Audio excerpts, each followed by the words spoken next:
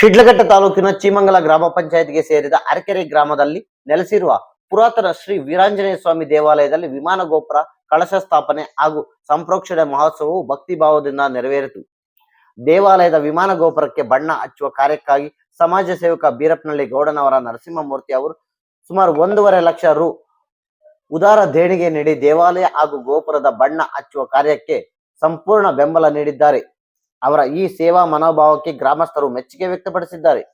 ಈ ವೇಳೆ ಸಮಾಜ ಸೇವಕ ಬೀರಪ್ಪನಹಳ್ಳಿ ಗೌಡನವರ ನರಸಿಂಹಮೂರ್ತಿ ಮಾತನಾಡಿ, ನಾನು ಕಳೆದ ಸಲ ಈ ಗ್ರಾಮಕ್ಕೆ ಬಂದಾಗ ಗ್ರಾಮಸ್ಥರ ಕೋರಿಕೆಯಂತೆ ದೇವಾಲಯಕ್ಕೆ ಏನಾದರೂ ಮಾಡಬೇಕು ಎಂದಾಗ ವಿಮಾನ ಗೋಪುರಕ್ಕೆ ಬಣ್ಣ ಹಾಕೋದಕ್ಕೆ ಸಹಾಯ ನೀಡಬೇಕೆಂದು ತಿಳಿಸಿದರು. ಗ್ರಾಮಸ್ಥರ ಬೇಡಿಕೆಯಂತೆ ಈ ಕಾರ್ಯವನ್ನ ಮಾಡಿದ್ದೇನೆ. ನಾವು ಯಾವುದಾದ್ರೂ ಕಾರ್ಯವನ್ನ ಸಾಧಿಸಬೇಕಾದರೆ ಮೊದಲು ಸಂಕಲ್ಪ ದೃಢವಾಗಿರಬೇಕು ಎಂದರು. ನಾನು ಯಾವುದೇ ಕಾರ್ಯ ಮಾಡಿದರೂ ಮೊದಲು ದೃಢ ಸಂಕಲ್ಪವನ್ನು ಹೊಂದಿರುತ್ತೇನೆ ಎಂದು, ಹಾಗೆ ಆ ಭಗವಂತನ ಆಶೀರ್ವಾದ ಎಲ್ಲರ ಮೇಲೂ ಇರಲಿ ಎಂದು ಪ್ರಾರ್ಥಿಸುತ್ತೇನೆ ಎಂದು ತಿಳಿಸಿದರು.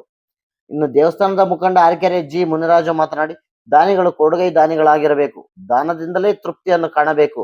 ಅದರಂತೆ 3 ತಿಂಗಳ ಹಿಂದೆ ಈ ದೇವಸ್ಥಾನದ ಗೋಪುರ ಕೆಲಸ ಸ್ಥಗಿತಗೊಂಡಿತ್ತು ಎಂದು ತಿಳಿಸಿದಾಗ ಅವರು ತಮ್ಮ ಸ್ವ ಇಚ್ಛೆಯಿಂದ ಇದಕ್ಕೆ ಬೇಕಾಗುವ ಎಲ್ಲಾ ಸವಲತ್ತುಗಳನ್ನ ನೀಡುತ್ತೇನೆ, ಮೊದಲು ದೇವಾಲಯದ ಕಾರ್ಯವನ್ನ ಪೂರ್ಣಗೊಳಿಸಿ ಎಂದು ಭರವಸೆ ನೀಡಿದ್ದರು.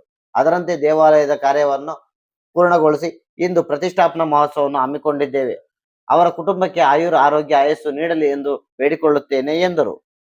ಕಾರ್ಯಕ್ರಮದ ಅಂಗವಾಗಿ ಕಳಶ ಸ್ಥಾಪನೆ, ಪ್ರಧಾನ ಕಳಶಾರಾಧನೆ, ರಾಮತಾರಕ ಹೋಮ, ಶಾಂತಿ ಹೋಮ, ಪ್ರಾಯಶ್ಚಿತ್ತ ಹೋಮ, ಪೂರ್ಣಾಹುತಿ, ಸ್ವಾಮಿಗೆ ಅಭಿಷೇಕ, ಅಷ್ಟಾವಧಾನ ಸೇವೆ, ಮಹಾ ನೈವೇದ್ಯ, ರಾಷ್ಟ್ರಾಶೀರ್ವಾದ ಮತ್ತು ಕುಂಭಾಭಿಷೇಕ ಸೇರಿದಂತೆ ವಿವಿಧ ಧಾರ್ಮಿಕ ವಿಧಿ ವಿಧಾನಗಳು ಭಕ್ತಿ ಪೂರ್ವಕವಾಗಿ ನೆರವೇರಿದವು. ಈ ಸಂದರ್ಭದಲ್ಲಿ ಬೀರಪ್ಪನಹಳ್ಳಿ ದ್ಯಾವಪ್ಪ, ಅರಕೆರೆ ಗ್ರಾಮದ ಮುಖಂಡರಾದ ಪಿ ನಾಗರಾಜಪ್ಪ, ಎಂ ನಾಗರಾಜಪ್ಪ, ಗೌಡನವರ ಆಂಜನಪ್ಪ, ನಾಗೇಶ್, ನಾರಾಯಣ ದಾಸರಹಳ್ಳಿ ಬಾಬಯ್ಯ, ಮುನಿರೆಡ್ಡಿ, ಎಂ ಮಂಜುನಾಥ್, ವೆಂಕಟೇಶ್, ಎನ್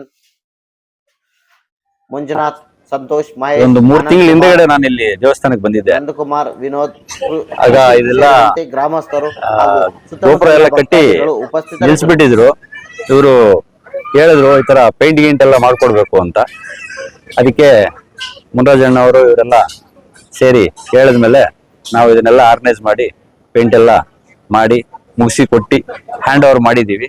ಆ ಭಗವಂತ ಇನ್ನ ಎಲ್ಲರಿಗೂ ಇಲ್ಲಿ ಭಾಗದ ಜನರಿಗೆಲ್ಲ ಒಳ್ಳೆ ಆಯುಷು ಆರೋಗ್ಯ ಎಲ್ಲ ಕೊಡ್ಲಿ.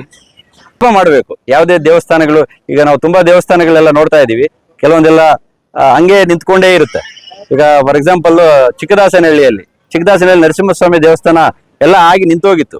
ನಾವ್ ಹೇಳಿದ್ವಿ ರೂಫ್ ಕೆಲಸ ನಾವು ಮುಗಿಸ್ಕೊಡ್ತೀವಿ ಅಂತ. ರೂಫ್ ಕೆಲಸ ಮುಗಿಸಿದ ನಂತರ ಆಟೋಮೆಟಿಕ್ ಆಗಿ ದುಡ್ಡು ಹಂಗೆ ಹರಿದು ಬರ್ತಾ ಇರ್ತಾ ಇತ್ತು.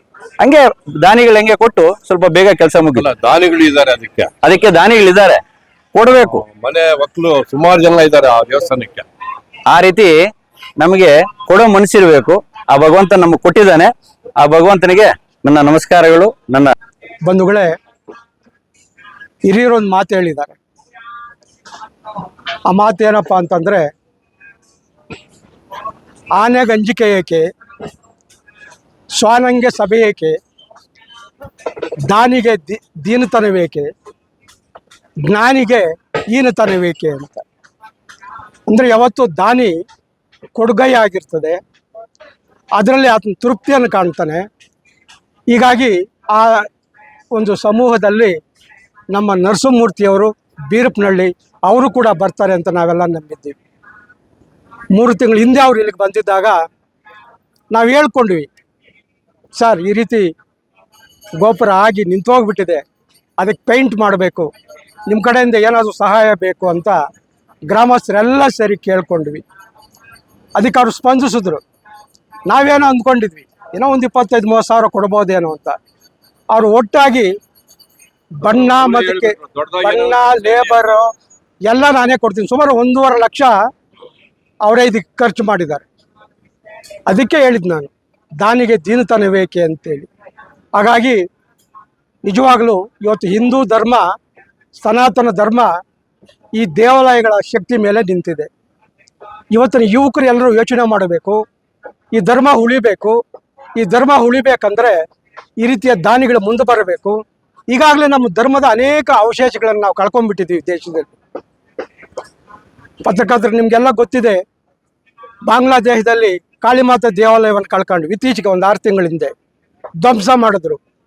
ಇಸ್ಕಾನ್ ಟೆಂಪಲ್ ಇಡೀ ಬಾಂಗ್ಲಾದೇಶಗಳಿಗೆ ಜಾತಿ ಧರ್ಮ ಏನು ಅನ್ನದೆ ಎಲ್ರಿಗೂ ಆಹಾರವನ್ನು ಕೊಡ್ತಾ ಇತ್ತು. ಇಸ್ಕಾನ್ ಕೃಷ್ಣನ ದೇವಸ್ಥಾನ ಅದನ್ನು ಧ್ವಂಸ ಮಾಡಾಕಿದ್ರು. ಅಂದರೆ ಒಂದು ಕಡೆ ಕಟ್ತಾ ಇದ್ದಾರೆ, ಇನ್ನೊಂದು ಕಡೆ ಧ್ವಂಸ ಆಗ್ತಾ ಇದೆ. ಇದಕ್ಕೆ ಕಾರಣ ಏನಪ್ಪ ಅಂದರೆ ನಮ್ಮಲ್ಲಿ ಇರ್ತಕ್ಕಂಥ ಒಂದು ಜಾತಿ ಭೇದ, ನಮ್ಮಲ್ಲಿರ್ತಕ್ಕಂಥ ಅಸ್ಪೃಶ್ಯತೆ, ನಮ್ಮಲ್ಲಿರ್ತಕ್ಕಂಥ ಭೇದ ಭಾವ, ನಮ್ಮಲ್ಲಿರ್ತಕ್ಕಂಥ ಲಿಂಗಭೇದ ಇವೆಲ್ಲವನ್ನು ಅಳಿಸಿ ಹೋಗಬೇಕು. ಇಂಥ ವಾರ್ಷಿಕ ಹಬ್ಬಗಳು ಮತ್ತೆ ಆಗಬೇಕು ಅಂತಕ್ಕೆ ನರಸಿಂಹಮೂರ್ತಿ ಅವರಂಥ ದೊಡ್ಡದಾಗಿ ದಾನಿಗಳು ಮುಂದೆ ಬರಬೇಕು. ಬಂದು ಎಲ್ಲರೂ ಸಮಸ್ತ ಹಿಂದೂ ಧರ್ಮ ಅಥವಾ ಸನಾತನ ಧರ್ಮ ಎಲ್ಲವನ್ನು ಮರೆತು, ನಾನು ಹಾಗಾಗಿ ಹೇಳ್ತಾ ಇರ್ತೀನಿ, ಎಲ್ರಿಗೂ ಸಹಾಯ ಮಾಡಿ ಸರ್. ಒಂದು ಜಾತಿ ಅಲ್ಲ, ಒಂದು ಧರ್ಮ ಅಲ್ಲ, ಎಲ್ರಿಗೂ ಸಹಾಯ ಮಾಡಿ. ನಿಮ್ಮ ಕೈಲಾದಷ್ಟು ಎಲ್ರಿಗೂ ಸಹಾಯ ಮಾಡಿ, ಎಲ್ಲರ ಪ್ರೀತಿಯನ್ನು ಗಳಿಸಿ ಅಂತೇಳಿ ನಾವು ಹೇಳ್ತಾ ಇರ್ತೀವಿ. ಅದನ್ನು ಅವ್ರು ಸ್ವೀಕರಿಸಿದ್ದಾರೆ. ಖಂಡಿತ ಸಂತೋಷ ಆಗ್ತಾ ಇದೆ. ಇವತ್ತು ನಮ್ಮ ಗ್ರಾಮಕ್ಕೆ ಬಂದು ಮೊದಲನೇ ಗೆಸ್ಟ್ ಇವರು. ಕಾರ್ಯಕ್ರಮ ನಾಳೆ ಇದ್ದರೂ ಕೂಡ ನಾಳೆ ಅವರು ಬ್ಯುಸಿ ಶೆಡ್ಯೂಲ್ ಇರೋದ್ರಿಂದ ಇವತ್ತೇ ಬಂದು ಆ ಒಂದು ವೀರಾಂಜನೇಯ ಸ್ವಾಮಿ ಕೃಪೆಗೆ ಪಾತ್ರರಾಗಿದ್ದಾರೆ. ಅವರಿಗೆ ಎಲ್ಲ ಗ್ರಾಮಸ್ಥರ ಪರವಾಗಿ, ನಮ್ಮ ಪಂಚಾಯಿತಿಯ ಎಲ್ಲ ಭಕ್ತಾದಿಗಳ ಪರವಾಗಿ, ಆಂಜನೇಯನ ಭಕ್ತಾದಿಗಳ ಪರವಾಗಿ, ಶ್ರೀರಾಮನ ಭಕ್ತಾದಿಗಳ ಪರವಾಗಿ ನಾನು ಅವರಿಗೆ ಅತ್ಯಂತ ವಿನಯವಾದಂಥ ಅಭಿನಂದನೆಗಳನ್ನು ಸಲ್ಲಿಸ್ತೀನಿ.